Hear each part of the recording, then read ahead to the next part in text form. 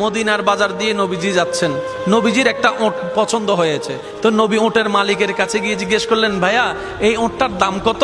ওই দামাদামি হলো, নবী সে দামে কিনতে রাজি হলেন, কিন্তু নবীর কাছে তখন অর্থ ছিল না। তখন নবীজি ওনাকে বললেন, আপনি আমাকে ওটটা দেন, আমি এখনই গিয়ে আপনার সেই প্রাপ্যটা পাঠিয়ে দিচ্ছি।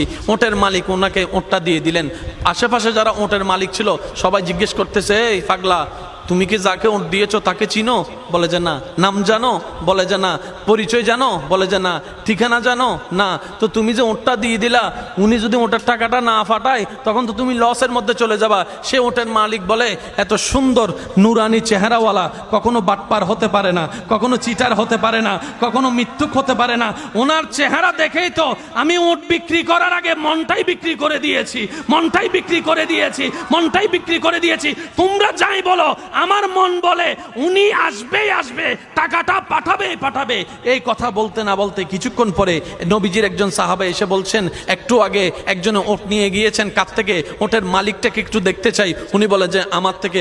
তো উনি বললেন, আমাদের নবী আপনার থেকে ওটটা নিয়ে গিয়েছেন, ধরেন ওটের টাকাটাও দিয়েছেন, আপনাদের খাবার জন্য কিছু খেজুরও হাদিয়া পাঠিয়েছেন, খেজুরও হাদিয়া পাঠিয়েছেন। ওই ওটের মালিক বলে, ভাইয়া